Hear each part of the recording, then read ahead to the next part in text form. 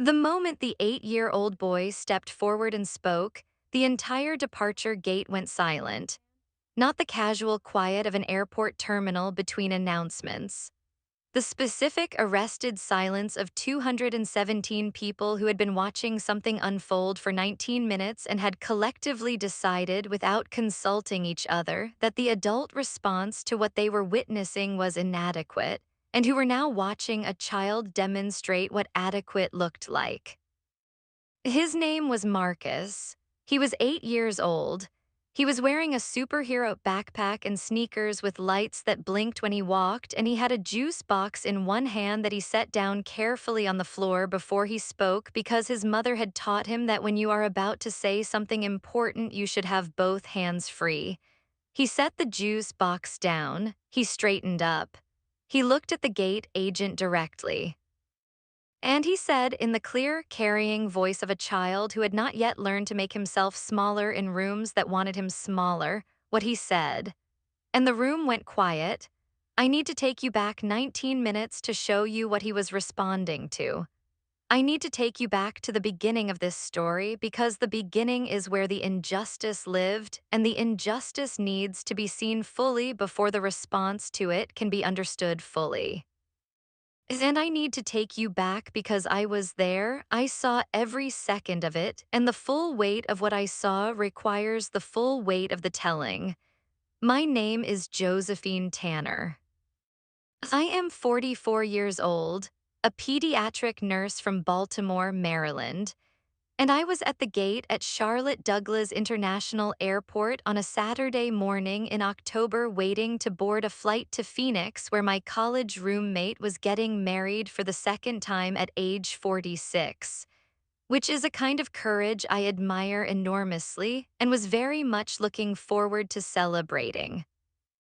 I was in seat 22B, middle seat, which is the punishment the universe assigns to people who book flights 2 days before departure because their original flight was canceled by a storm, and I had made my peace with it. I had a neck pillow and an audiobook and the specific travel zen of a pediatric nurse who spends her professional life managing situations that are genuinely emergencies and has learned to apply that scale appropriately to situations that are not. I was sitting in the gate area approximately 20 feet from the boarding podium when she arrived. The woman's name, as I later learned, was Dr. Adiz Okonkwo. She was 41 years old, Nigerian American, a cardiologist from Charlotte who was traveling to a medical conference in Phoenix. She was dressed in professional travel clothes, a structured blazer over a turtleneck, tailored trousers, carry-on bag with the precise organization of someone who travels frequently and has systems. She was, by every observable measure, a frequent flyer, the kind of traveler who moves through airports with the practiced efficiency of long familiarity. She had her boarding pass on her phone and she had her ID in her hand, and she approached the boarding podium during the first boarding call, which was for first class and elite status passengers, with the complete confidence of someone who belongs in that line. The gate agent who was working the podium was a white woman in her late 30s in the airline's uniform, and I want to be precise about what I observed because I think precision matters in a story like this one. She did not look up immediately when Dr. Okonkwo approached. She was looking at her screen. When she did look up, she looked at Dr. Okonkwo, and something happened in that look that I have seen before in various contexts and that I recognized immediately, the specific recalibration that happens in certain people's eyes when they look at a black woman and adjust their expectations downward from whatever they were expecting without having examined whether the adjustment is warranted. It takes about half a second. It is not always conscious. It is almost always visible to anyone who knows what to look for. She looked at Dr. Okonkwo's boarding pass on the phone. She said it was not scanning. She tried again. She said there was an issue with the boarding pass. Dr. Okonkwo said she had checked in online and the boarding pass had been working at the security checkpoint.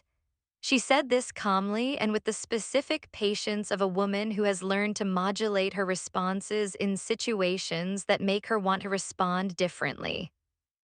The gate agent said the system was showing a problem with the ticket and she was going to need Dr. Okonkwo to step aside while she worked through it.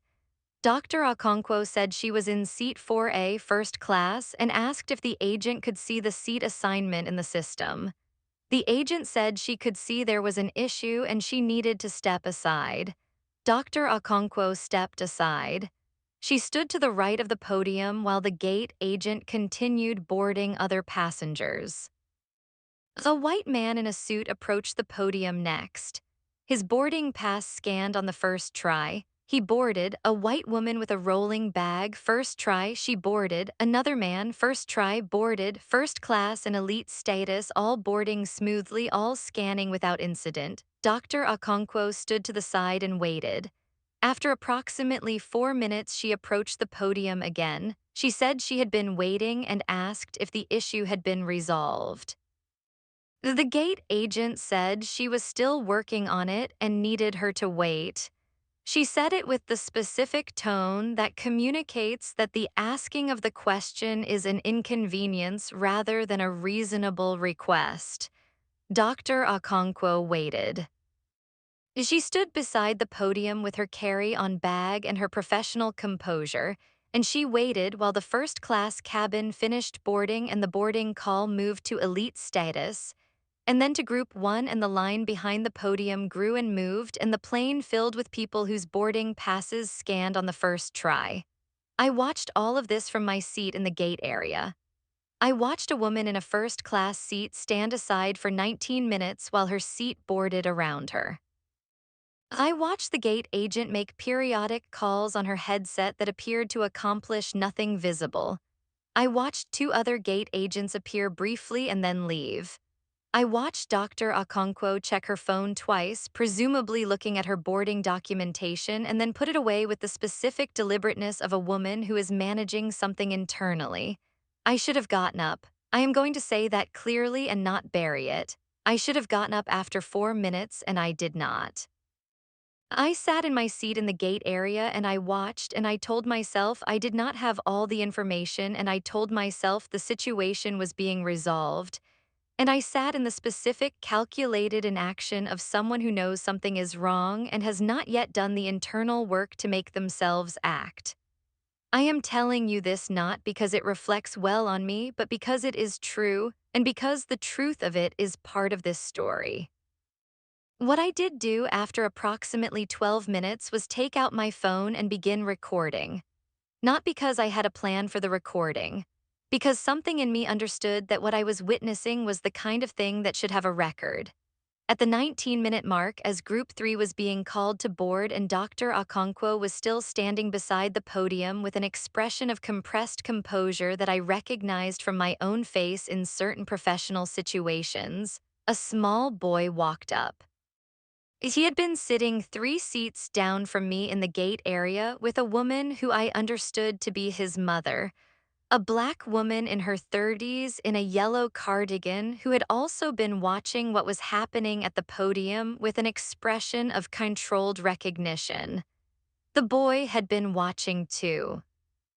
He had been watching for longer than any child should have to watch this kind of thing, and at some point during minute 19, something shifted in him that his mother apparently saw happening because she reached out as if to stop him and then, in a gesture I will never forget, she lowered her hand. She let him go. He picked up his juice box. He set it back down on the seat. He walked to the podium. He was small enough that the top of his head was below the podium counter. The gate agent did not see him at first. He waited for a moment and then he said, "Excuse me." The gate agent looked down. He said, "That lady has been waiting for a really long time." His voice was the voice of an 8-year-old, clear and high, and completely without the texture of caution that adults learn to apply to their voices in confrontational situations. He had not learned to lower his volume or soften his phrasing or add the qualifiers that adults add when they are about to say something that might be received as a challenge. He simply said the true thing in the clear voice of someone who has not yet been taught that true things should be packaged more carefully. The gate agent said, "We're working on a ticketing issue, sweetie." He said, "She has a ticket, she showed you her phone." The gate agent said it was a computer issue and these things took time. He said, "You scanned everybody else's tickets and they all worked. You've been boarding people for a long time and she's still standing there." I watched the gate agent's face as this 8-year-old walked her through the observable facts of the past 19 minutes. I watched her process what he was saying and what it meant that he was saying it, that a child had observed what every adult in the gate area had also observed, and had come to the podium to say it out loud while every adult had remained in their seats. He said, "Is it because she looks different from the other people you let on?" The gate area was completely silent. The question was not aggressive. It was not delivered with the heat of accusation. It was the genuine, curious, clear-eyed question of a child who has been watching a situation and has applied the logical analysis available to him and has arrived at the most obvious explanation for what he is seeing. And it was the question that every adult in that gate area had also formed and had also answered in the same way and had also decided not to say out loud. He said it out loud because he was 8 and had not yet learned not to. The gate agent said that was not the case and that this was a ticketing matter. He said, "Then why didn't her ticket work? Her ticket worked at security. You said it yourself, it's a computer issue. Can you fix the computer issue please so she can get on the plane?" He said please. He had been taught to say please. He had also been taught apparently that please does not preclude directness. Dr. Okonkwo, who had been standing beside the podium through this entire exchange, looked down at the boy. She looked at him the way you look at something unexpected that has arrived exactly when you needed it. Then she looked at his mother, who was still in her seat 3 seats down from me, and something passed between them that did not require words. The gate agent had made another call on her headset, and then something happened that had not happened in the previous 19 minutes, which is that a supervisor arrived. A man in a different uniform configuration, clearly more senior, who came from the jetway and listened to the gate agent for approximately 30 seconds and then looked at Dr. Okonkwo and asked to see her documentation. Dr. Okonkwo showed him her phone. She showed him her ID. She showed him her airline status card, which identified her as a Platinum Elite member with something over 200,000 miles flown in the current year alone. The supervisor looked at everything. He looked at the gate agent. He looked at his own screen. Then he looked at the gate agent again with an expression that I could read from 20 feet away and that contained, within its professional neutrality, something that was a reckoning. He said to Dr. Okonkwo that he apologized for the delay and that she could board immediately and that he would personally ensure that the ticketing issue was resolved to her satisfaction. He walked her to the jetway himself. She stopped at the entrance to the jetway. She turned around. She looked at the small boy who was still standing at the podium, his superhero backpack on, his sneakers blinking. She walked back to him. She crouched down to his level the way that good people crouch down to children's level, and she said something to him quietly that I could not hear. He nodded. She held out her hand and he shook it, the formal handshake of a child who has been taught that handshakes are how serious people acknowledge each other. Then she stood up and she went through the jetway. The boy walked back to his seat. His mother put her arm around him. He picked up his juice box. The gate area began to move again, the ordinary boarding sounds returning, but different. Different in the way a room is different after something has been said that cannot be unsaid. Different in the specific way of a space full of people who have been shown something about themselves and are sitting with the showing. I sat with it for the rest of the gate wait and the boarding and the first 2 hours of the flight to Phoenix, which took me over the Appalachians and the Mississippi and the flatlands of the Southwest, while I looked out my middle seat window and thought about an 8-year-old boy with a superhero backpack and blinking sneakers who had done in 30 seconds what 216 adults had not done in 19 minutes. I want to talk about why he could do it. Not because the answer is simple, but because I think the answer is important, and because I have thought about it more carefully than I have thought about most things in recent months. He could do it because he had not yet learned the calculation. The adult calculation, the one that runs in the background of every bystander situation, the one that assesses the personal cost of speaking and the probability of success and the social risk of being seen as a problem and the specific fatigue of a lifetime of speaking up and not being heard, that calculation had not yet been installed in him. He had not lived long enough to accumulate the weight of it. He had a different calculation, the simpler, earlier one. The one that says, this is wrong and I can see it is wrong and I know how to tell the truth and the truth is what I should say. He had not yet learned to override that calculation with the more sophisticated one. And so he walked up to the podium and he said the true thing. I have thought about his mother, about what it meant that she reached out and then lowered her hand, that she saw her son preparing to do something that she knew might cost him something in that room and she decided to let him do it. She did not protect him from the moment. She allowed him the moment. Because she understood, I think, that there are things that need to happen in a child before a certain age if they are going to be able to carry them through their life, and that letting your child speak a true thing in a room that does not want to hear it is one of those things. She gave him that. At some cost to herself, because a mother watching her child put himself forward in a situation with those dynamics is carrying something. She carried it and let him go. I thought about Dr. Okonkwo, about the 19 minutes, about the specific professional composure of a cardiologist standing beside an airport podium while her first-class seat boarded around her, maintaining the expression and the posture and the measured responses of a woman who has calculated correctly that visible emotion in this situation will be used against her. The specific cost of that maintenance.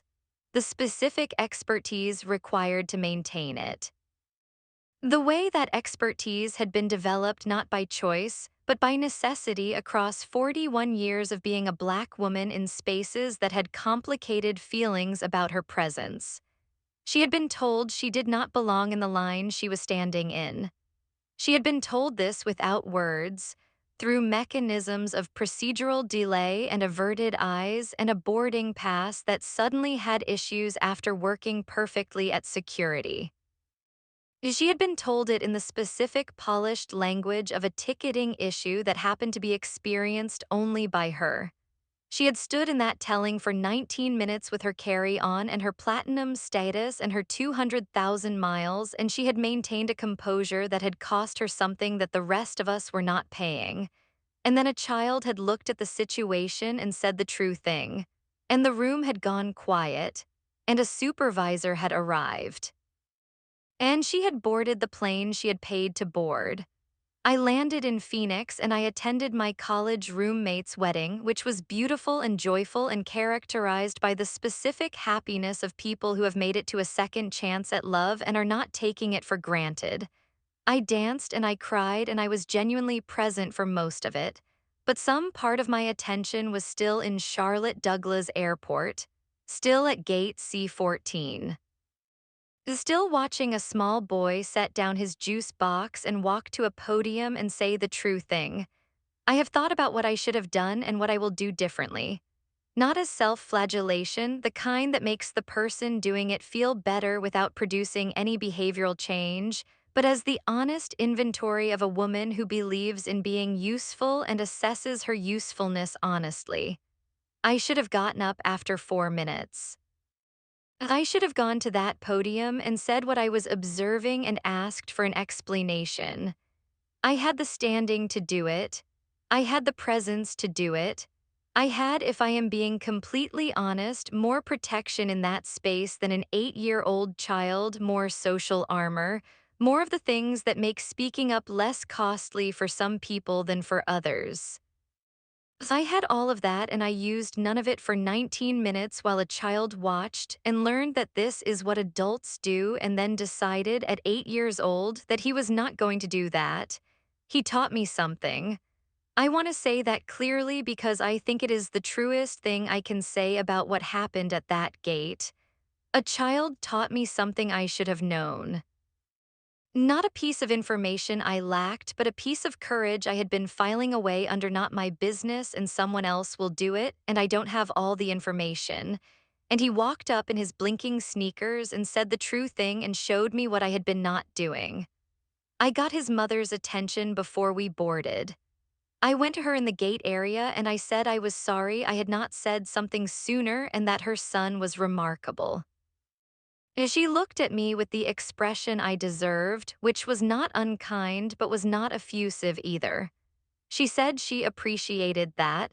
She said she had been telling Marcus since he was very young that when you see something wrong, you say something, and that she was proud of him for saying something even though she was also scared for him when he did it.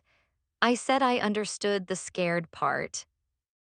She said quietly that she was not sure I did, that the specific fear of watching your black son walk up to an authority figure and challenge them in a public place was a fear that had particular textures that she hoped I would never have to know the specific weight of. She said it without heat. She said it as information, the way you share information with someone who seems like they might be able to use it. I took it. I am still carrying it.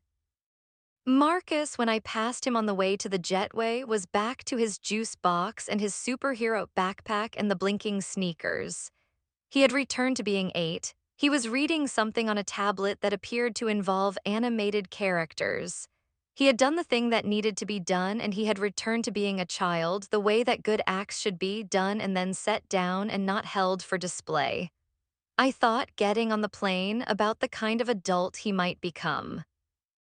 About what his mother was building in him, about the specific combination of seeing clearly and speaking honestly, and knowing when to set down the juice box and stand up and say the true thing, the combination that his mother was apparently raising in him on purpose, with full knowledge of what it would cost him and full commitment to the belief that it was worth the cost. I thought about what it would mean for my own life, my own work as a pediatric nurse, my own daily proximity to children and their families, and the specific opportunities that proximity creates to model something or to fail to model something, to show them what adults do when they see something wrong, or to teach them, by example, the adult version of not my business. I have been a pediatric nurse for 19 years. I have sat with children in the most frightening experiences of their young lives, and I have tried to be the adult in the room who says the true thing clearly and without flinching because that is what scared children need and deserve. In that professional context, I do this without calculation. I do not assess the cost of honesty in a pediatric unit. I deliver it without drama because it is what the job requires. And then I sat in a gate area for 19 minutes and watched a woman be systematically delayed from boarding a plane she had paid for, and I did not apply the same standard. There is something in that gap that I am still working to close. I do not think the gap is unusual. I think most of us carry this gap between who we know ourselves to be in our professional roles and who we are in the ordinary civilian moments when the call to act arrives unexpectedly and the cost is unclear and we have not had a chance to prepare our courage in advance. The call does not announce itself. It arrives at gate C14 on a Saturday morning when you were planning to listen to an audiobook and eat bad trail mix and think about your college roommate's wedding.